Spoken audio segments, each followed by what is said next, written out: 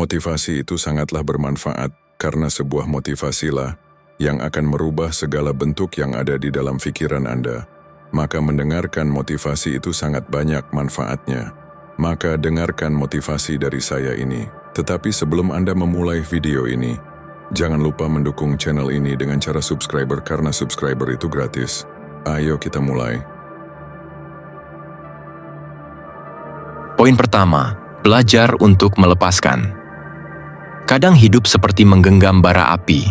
Kamu tahu itu panas, kamu tahu itu menyakitkan, tapi kamu tetap genggam, erat, seolah-olah melepaskan adalah bentuk dari kekalahan. Padahal, yang sebenarnya terjadi, kamu cuma belum siap mengakui bahwa ada hal-hal yang memang harus dilepas agar kamu bisa sembuh. Seperti yang kita bahas di awal, jangan paksakan apapun. Dan sekarang kita masuk ke salah satu pelajaran paling penting dalam stoicisme. Belajar untuk melepaskan. Bukan karena kamu lemah, tapi karena kamu cukup bijak untuk tahu. Kamu tidak bisa mengendalikan segalanya. Kamu mungkin lagi ada di fase di mana kamu masih bertahan. Di pekerjaan yang membuatmu kosong. Dalam hubungan yang terus membuatmu gelisah. Dalam rutinitas yang nggak lagi punya makna. Tapi kamu tetap di situ. Dengan alasan yang bahkan kamu sendiri nggak yakin benar atau tidak. Takut? Bisa jadi. Gengsi? Mungkin. Atau kamu udah terlanjur menaruh identitasmu di situ. Dan itulah jebakan yang seringkali nggak kita sadari. Dalam catatan yang relevan dari berbagai studi psikologis, ada kecenderungan manusia mempertahankan sesuatu hanya karena sudah terlalu lama bersama hal itu. Bukan karena hal itu masih punya makna. Ini dikenal sebagai sunk cost fallacy. Ketika kamu sudah menginvestasikan waktu, tenaga, atau emosi, kamu merasa harus terus bertahan, walau sebenarnya kamu rugi setiap harinya. Kita sering lupa, waktu yang hilang nggak akan balik. Dan menunda untuk melepaskan, hanya akan membuat luka makin dalam. Mungkin kamu pernah bangun pagi ngerasa hampa, lalu kamu pura-pura produktif. Kamu bilang ke diri sendiri, nggak apa-apa, ini bagian dari proses. Tapi malamnya, kamu kembali ke titik yang sama, kosong. Mungkin yang kamu anggap proses itu bukan pertumbuhan, tapi justru pengulangan luka yang nggak kamu akui. Dan Stoik bilang, penderitaan yang diulang tanpa introspeksi bukan latihan mental, itu penyiksaan diri. Kita juga sering tertipu dengan narasi umum. Kalau kamu sabar, nanti semuanya akan membaik. Tapi sabar yang tanpa arah, kadang cuma jadi bentuk penundaan untuk berubah. Dan kita salah kaprah antara ketahanan dengan keengganan untuk melepaskan. Coba pikirin ini. Kamu lebih takut kehilangan sesuatu yang nyakitin kamu, daripada kehilangan peluang buat sembuh. Aneh ya? Tapi logis, karena otak kita memang dirancang untuk lebih takut pada kehilangan daripada mencari peluang baru. Itu kenapa kita lebih sering diam di tempat yang merusak, daripada ambil risiko ke tempat baru yang belum pasti. Tapi, selama kamu terus bertahan hanya karena takut, kamu nggak akan pernah tahu rasanya hidup tanpa beban yang selama ini kamu anggap harus. Kamu tahu rasanya bangun pagi, tapi nggak ada gairah. Berusaha tidur, tapi pikiran terus muter. Ketawa, tapi ada rasa pahit yang nggak bisa dijelaskan. Itu mungkin bukan stres. Itu bisa jadi tanda kamu terlalu menggenggam sesuatu yang seharusnya sudah kamu lepas dari kemarin-kemarin. Melepaskan nggak berarti kamu menyerah. Melepaskan berarti kamu cukup berani buat bilang, aku sudah cukup bertahan, sekarang aku pilih diriku sendiri. Dan seperti kata Stoik, apa yang bukan milikmu secara kodrat, tidak bisa kamu pertahankan selamanya tanpa penderitaan. Bisa jadi kamu bukan kehilangan, tapi kamu sedang dibebaskan. Bayangin kamu berdiri di tengah jalan, dan tanganmu menggenggam sesuatu yang berat. Tas, rantai, atau mungkin harapan orang lain. Semakin lama kamu bawa, tubuhmu makin sakit. Tapi kamu genggam terus karena kamu pikir itu tanggung jawabmu. Sampai suatu hari, kamu sadar, kamu bisa jalan lebih jauh kalau kamu letakkan beban itu. Sekarang, Kalau kamu dikasih pilihan buat ngelepas satu hal yang bikin kamu berat hari ini, apakah kamu berani? Atau kamu akan tetap bertahan dan nunggu tubuhmu roboh dulu baru kamu bilang, mungkin aku harus berhenti? Nggak semua hal dalam hidup harus ditahan. Nggak semua yang kamu perjuangkan akan sepadan. Dan nggak semua yang kamu lepaskan akan hilang. Bisa jadi, mereka cuma balik dalam bentuk yang lebih cocok buat kamu nanti. Tapi kamu nggak akan pernah tahu kalau kamu nggak pernah melepaskan. Jadi sekarang, coba jujur. Apa yang sebenarnya kamu genggam hari ini? Dan lebih penting lagi, kenapa kamu masih genggam itu? Diskusikan di kolom komentar.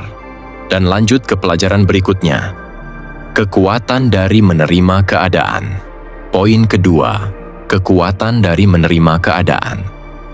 Seperti yang sudah kita bahas sebelumnya, kadang melepaskan itu satu-satunya cara untuk berhenti menyiksa diri sendiri. Tapi melepaskan saja nggak cukup kalau dalam hati kamu masih belum rela. Dan di titik itulah kita mulai bicara soal menerima. Coba bayangin kamu lagi duduk di halte, hujan deras, dan bus yang kamu tunggu nggak kunjung datang. Kamu marah, gelisah, atau kamu mulai sadar, hujan nggak akan berhenti hanya karena kamu kesal. Kehidupan sering kayak gitu. Ada hal-hal yang nggak akan berubah, seserius apapun kamu ngotot. Dan pada akhirnya, bukan tentang hujannya, tapi bagaimana kamu berteduh. Menerima bukan berarti menyerah, tapi memilih berdamai. Banyak orang berpikir bahwa menerima keadaan itu artinya pasrah, kalah, atau nggak punya semangat hidup. Padahal kenyataannya, menerima justru butuh keberanian yang nggak semua orang punya. Soalnya, menerima keadaan itu sama aja dengan bilang, aku berhenti nyalahin hidup. Sekarang aku belajar hidup dengan kenyataan. Kalimat itu kelihatannya simple, tapi dampaknya bisa luar biasa. Apalagi kalau kamu udah terlalu sering hidup dengan harapan yang nggak pernah ketemu kenyataan. Kamu tahu harapannya bagus, tapi kenyataannya nyiksa. Kita sering merasa semua harus sesuai skenario, harus sesuai rencana, harus kayak yang kita lihat di timeline. Dan kalau kenyataan nggak cocok, kita kecewa, lalu menyalahkan siapa saja. Diri sendiri, orang lain, bahkan semesta. Tapi mari lihat dari sisi lain. Apakah kenyataan itu menyakitkan? Atau ekspektasimu yang terlalu tinggi? Dalam hidup, ada dua jenis penderitaan. Yang pertama, karena sesuatu yang benar-benar buruk terjadi.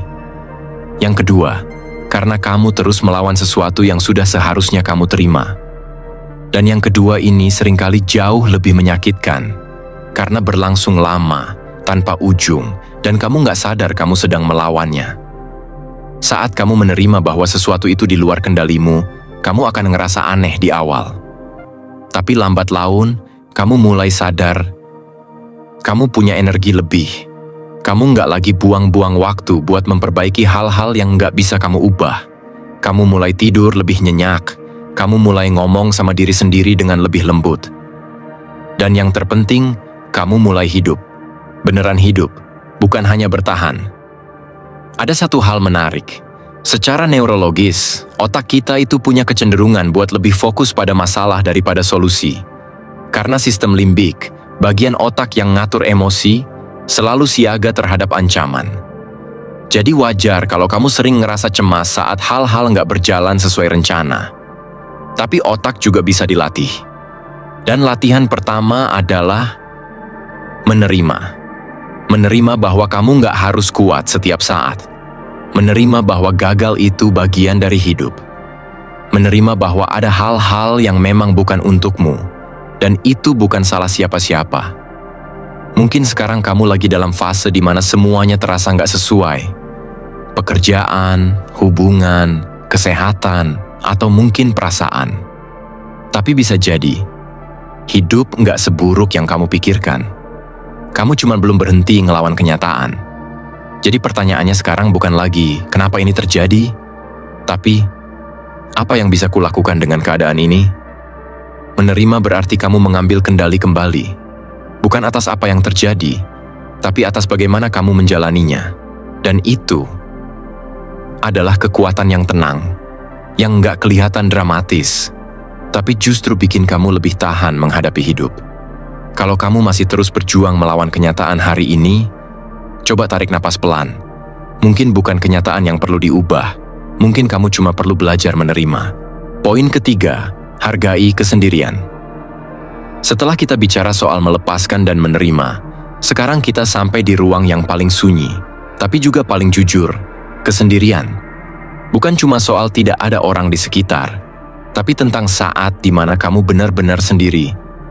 Tanpa notifikasi, tanpa sapaan, tanpa keharusan untuk menjawab apapun. Hanya kamu dengan pikiranmu sendiri.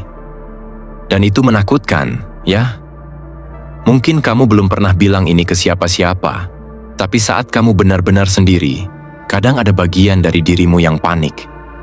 Karena saat itu, nggak ada lagi alasan untuk lari. Nggak bisa lagi nyalahin situasi, nggak bisa lagi alihkan fokus ke orang lain.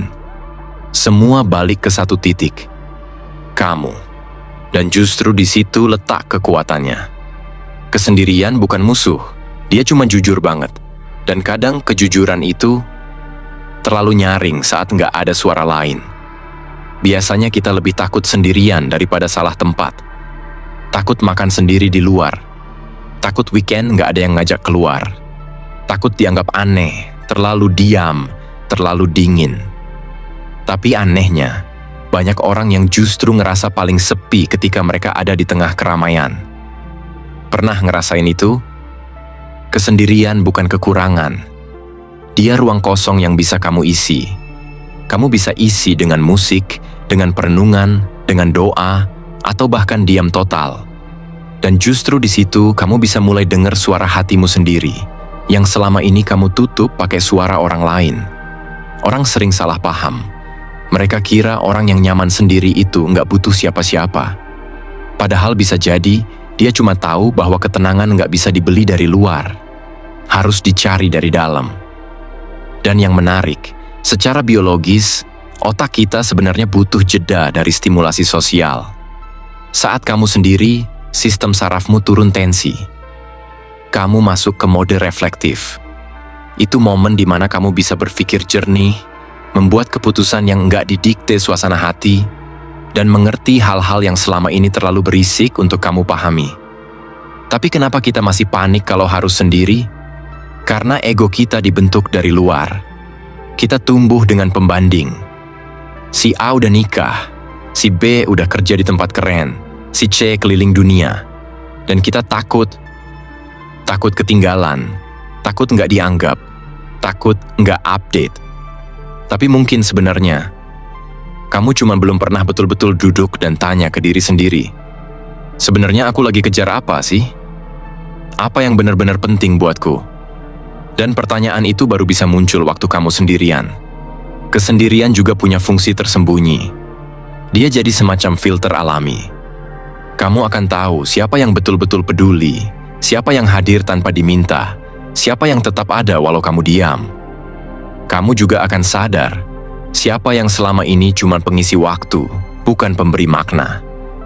Jadi kalau kamu lagi merasa sendiri sekarang, jangan buru-buru bilang itu buruk. Mungkin ini waktunya kamu berdialog sama diri kamu yang paling jujur. Mungkin ini ruangnya kamu bertumbuh. Dan siapa tahu, dari ruang sunyi ini, kamu justru bisa menemukan kembali arah yang sempat hilang. Tanpa tekanan, tanpa tuntutan. Cuma kamu dan kejujuran sederhana. Aku cukup. Poin keempat, gunakan keheningan dengan efektif. Keheningan itu seperti cermin. Bukan sekadar ruang kosong tanpa suara, tapi ruang yang memantulkan semua isi kepalamu. Kalau kamu duduk dalam diam hari ini, apa yang muncul lebih dulu di pikiranmu? Tenang? Atau justru kegelisahan yang selama ini kamu tutupi? Setelah kita bahas bagaimana caranya melepaskan, menerima, dan nyaman dalam kesendirian, sekarang kita masuk ke tahap yang lebih halus tapi jauh lebih dalam. Bagaimana menggunakan keheningan dengan efektif? Banyak orang berpikir bahwa diam itu tanda pasif, tanda kalah. Tapi coba bayangin ini. Kamu ada di satu ruangan, Semua orang ribut, saling debat, saling tunjuk-tunjukkan suara. Dan kamu diam. Tapi kamu bukan diam karena takut. Kamu diam karena kamu tahu waktumu belum datang. Itu bukan kelemahan. Itu kendali. Kita hidup di dunia yang ribut. Semuanya pengen didengar. Semua pengen validasi. Semua pengen respon cepat. Tapi justru karena itu, keheningan jadi makin mahal. Makin langka. Dan ironisnya, makin dibutuhkan. Dalam filsafat Stoik, keheningan dianggap salah satu bentuk disiplin batin tertinggi. Kamu bisa ngomong, tapi kamu nggak langsung ngomong. Kamu bisa bales, tapi kamu pilih mikir dulu. Kamu bisa nunjuk, tapi kamu lebih pilih mengamati. Karena kamu sadar, nggak semua harus ditanggapi. Nggak semua minta klarifikasi. Dan nggak semua pantas dikasih energi. Tapi keheningan juga bisa jadi ujian. Karena saat kamu diam, suara di luar mungkin berhenti. Tapi suara di dalam justru mulai nyaring. Dan ini yang sering bikin kita nggak tahan. Kita bicara terus bukan karena ada yang perlu disampaikan, tapi karena kita takut kalau diam, kita harus mendengar isi kepala kita sendiri. Pikiran yang belum selesai. Perasaan yang belum dibereskan.